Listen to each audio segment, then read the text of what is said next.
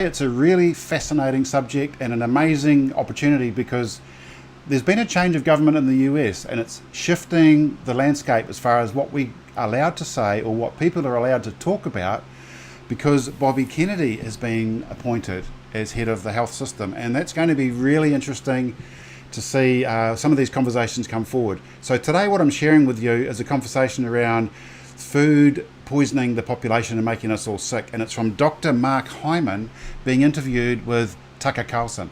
So what I'm going to do is share little snippets from this, and then I'll just have a little bit of a say about it as well as we go along. So here we go. I'll just share screen now. Bobby Kennedy, your longtime friend, looks like he's going to be the HHS secretary. Assess. Did you think that was going to happen in your lifetime? Not in my lifetime, no. Tucker, we're in this historic moment where, America's waking up to the fact that it's been the frog in boiling water, slowly getting sicker and sicker and sicker, bankrupting our country with almost $5 trillion in healthcare costs, $1.05 of our economy. 80% of it or more is preventable. 99% of Medicare dollars are spent on preventable chronic disease. And never this conversation has happened in the political discourse until now. So the question, I know, I'm a functional medicine doctor. Yes. My focus is on why. What's the cause? What's the root cause of the cause? And so we really have to look at the root causes of our food system and say, why are my patients eating this food? Well, it's because the food system. Well, why do we have the food system we have and the way in which it's operating that drives this chronic disease epidemic, which now is the biggest killer on the planet and is caused by food. Food has outpaced smoking as the number one killer in the world. It kills 11 million people a year. 11 million. It's the biggest killer in the United States. Why? So I thought I'd just stop there for a second because this is a really mind-blowing fact that 99% of the healthcare budget is spent on chronic preventable diseases, according to Dr. Hyman. Now that means that when you think about the hospitals, all the operations, or the medications that are funded by the government, that 99% of that is for chronic and preventable disease. And it's the food chain, largely, that's responsible for that. So he's also saying there that food has become the number one cause of death. And we're going to go into this a bit further because this is really, really important when you think about the numbers and the sheer magnitude of what the food is doing to us. So let's carry on here. Why does that happen? We're supporting commodity crops, wheat, corn, and soy that get turned into ultra-processed food, which is basically chemical science projects that our bodies are not used to. They're not technically defined as food. Food is something that helps, nourish a human being, supports life and growth. These things don't. They do the opposite. They cause disease. And so we sort of slowly get into this system where we're the enormous rise in chronic diseases over the last 50 years. Tucker, when I graduated medical school, the cost for healthcare in America was $500 billion. Now it's almost 10 times that in my lifetime. When I graduated from medical school, there was not a single state with an obesity rate over 15%. Now there's not one under 30, and almost all are over 40. 42% of Americans are obese. We've seen in all 50 states. In all 50 states, yeah. Yeah, so there's another point to make that 30 to 40% of the population are obese, and this is not just in the US. This is the same in New Zealand, Australia, the UK, Europe. It's all over the world, especially in where there's more affluent societies, where there's more food manufactured in the supermarkets that are available. So this is a huge problem, and it's escalating. It's becoming more and more prevalent around the world, and it's the food chain that's responsible for it. So let's just carry on with this. I think this is just unbelievable. The ultra-processed food, which is what 60% of our diet is, it's 67% of kids' diet, it's 73% of the food on our grocery store shelves. When you eat that food, it dysregulates your appetite. You eat 500 calories more a day. In a week, that's 3,500 calories. 3,500 calories equals a pound of weight gain. In a year, that's 52 pounds. So one more point to make there. 52 pounds is 20 plus kilos in weight gain per year. And that's just from eating processed food instead of unprocessed food. So if you eat unprocessed food, half the weight gain problem is over straight away. And it's also important to realize that obesity and weight gain is connected with a whole metabolic disorder or metabolic syndrome where we get higher cholesterol, high blood pressure, acid forming in the body, and that's underlying the leading causes of death, cancer and heart disease. So there's a strong correlation for what he's talking about here, the processed food and the main causes of death, and why it's responsible for 99% of our healthcare spend. Makes perfect sense when you think about it in that context. When you see cancer rates increasing in children, like by 30%, you see autoimmune diseases up 100%, you see mental health issues up 80%, you see autism up 1,000%, ADD up 200%, diabetes up 400%, Alzheimer's up 150%. So we are screwing up here big time by not dealing with the root cause. And we're spending on all those conditions 200 to 300% more on drugs. So we're almost like, we're increasing by 1 or 2 fold these diseases, and the drug use has gone up 2 or 3 fold, and we're losing. So if it was working, great, but it ain't working. Another really important point, the drugs aren't working. And that's because drugs aren't treating the cause of the problem. They're treating symptoms or trying to arrest the development of disease or the symptoms of the disease, but they're not really doing anything to treat the underlying cause. So, for example, if you've got high cholesterol, they'll give you statins to block the liver production of cholesterol, or triggering the enzymes that produce cholesterol in the liver. And this is really bad for your liver, really bad for your body, to block functions that your body would normally make. And that's what most drugs do. They block, they kill, they replace. They don't deal with anything to do with the underlying cause of the disease.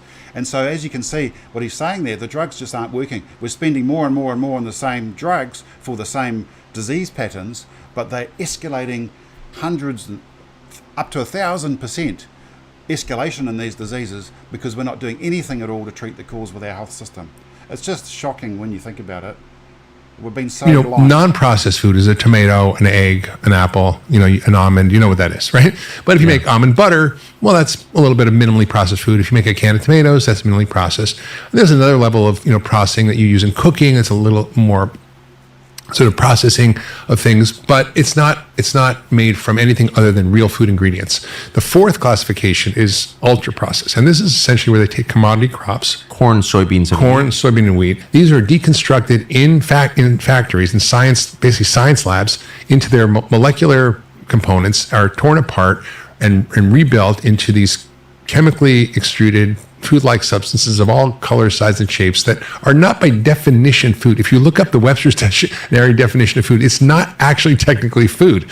And so what most Americans are eating is stuff that actually is harmful, that's causing disease and killing people. It's literally, think about it, the equivalent of 2 Holocausts a year are caused by the food we're eating, according to the Global Burden Disease Study. So how do you know it when you see it? You said 70% of our grocery store offerings are ultra-processed food. Yeah, if you look at the ingredient list, it should be stuff you know. It should say tomatoes or salt or so pepper. That's the measurement? Yeah. If you see stuff like butylated hydroxytoluene, probably not something you want to be eating. And many of these chemicals that we use in America are outlawed in other countries. Yeah. Look at the ingredient list. If there's stuff there that you wouldn't have on your kitchen counter or you wouldn't have in your pantry, don't eat it. If it says maltodextrin, where's your maltodextrin jar in your spice jar? Where's your butylated hydroxytoluene? Do you sprinkle that on your salad? No. If you don't understand it, don't eat it. Yeah. I mean, things can have a long list of ingredients. If you eat Indian foods, they have lots of spices. That's fine. It's real food. But if it's something that is in Latin that you don't understand, can't pronounce, or it has a health claim on the label, it's probably not good for you. I mean, like Lay's potato chips now says they're gluten-free. I mean, that's ridiculous, right? Oh, it's gluten-free, it's healthy. No, it's not. Gluten-free. Well, it's gluten-free because there's no wheat in it, right? Right, of course, but it's Coca-Cola's gluten-free. Yeah. So it makes another good point here that the food that we're eating is full of these chemicals and additives and compounds. And 70%, they've done the studies here in New Zealand on the supermarkets, that 70% of our produce in our supermarkets is ultra-processed food. So high fructose corn syrup is a really bad one. There's modified corn starches, there's maltodextrin, like he said. There's so many additives and fillers, but he didn't also mention here the preservatives, the flavorings, the added sugars and salt. The basic process of manufacturing this food also kills the food, so it's sterile, so it's got no microbiome activity, it doesn't feed the gut with anything healthy, and lacking in fiber and water and all the things that we need.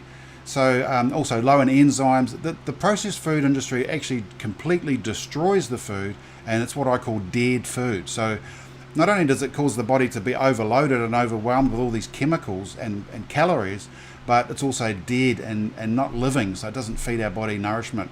There's so many reasons to avoid this processed food. It's unbelievable. And once again, it's no wonder that it's responsible for the leading causes of death. And like you said, 11 million deaths a year could be attributed to this. So I'll just carry on with the last bit of the video, and we'll share something positive at the end. Yes, but you can know the right path and not take it. There's a compulsion attached to certain kinds of food. 100%. And this is well documented, Tucker. It is well documented. Well documented. And the studies are published. There was a large study published reviewing all the literature on food addiction. And there's something called the Yale Food Addiction Scale, which is questions you can look it up online. You just answer the questions, and it tells you if you're a food addict. Just so that you can do a questionnaire to tell if you're an alcoholic. Yeah. 14% of the adult population are alcoholics. 14% of people are food addicted, and 12% of children are food addicted by the scientific definition of food addiction. Not just, oh yeah, this is addictive, but actually biologically addictive, measuring the things you need to measure to determine addiction. And so if that's true, you say compulsion, but it's really a hijack of our biochemistry. So the food industry has designed foods to hijack our biology. There's a book written by Michael Moss called Salt, Sugar, and Fat, where he interviewed 300 food industry executives and whistleblowers and scientists. And basically they said, look, we have taste institutes where we hire craving experts. These are their own terms, to create the bliss point of food, which is the maximum lighting up of your brain. And then we go for targeting marketing to heavy user, and they know what they're doing, and they actually design them to be this way. I mean, the tobacco companies bought a lot of the food companies back in the 70s, RJ Nabisco, Philip Morris Kraft, and they built this whole industry of ultra processed food. There's now 600,000 ultra processed food products. 80% of them are full of sugar, and they're the things that are driving most of the things that are wrong with America. If you look at food, it's the nexus for everything. One, obviously chronic disease, all the things we mentioned, heart disease, diabetes, cancer, Alzheimer's, autoimmune diseases, just digestive disease, all the things, depression, mental health now is linked to ultra processed food. There's really well documented science on this, that these foods cause depression, anxiety. Okay, so I'll stop it there. The full interview's there if you want to have a look at it. Just have that QR code. I'll drop the link in next to the video as well. But he talks about some other amazing things, especially the depression, the anxiety, the mental health, and obviously that's to do with the gut-brain connection as well. So there's incredible stories about how people have recovered from depression and anxiety by just getting off processed food. But the problem there, isn't it, what he said there about addiction, is it starts as children. So if you start giving children processed food, breakfast cereals or snack bars or fizzy drinks or whatever sort of snacks and anything processed over time becomes addictive, because like you were saying, that the industry has spent billions of dollars on making these foods highly addictive, because it's the good business model, is to keep you coming back for more. At the checkout, at the corner store, at the supermarket, you can't avoid it. And so the whole marketing of this food to children, getting children addicted to this food, it's like drug addiction. So it's like they're pushing drugs on our children, and it really upsets me that they're doing this, that they're allowed to do this. And the government can actually intervene. There are ways, and he talks about this in the video too, that the government can intervene, sensible ways of doing it. And of course, as adults, you're stuck in this over many, many years of this habituation to this food and this addiction cycle.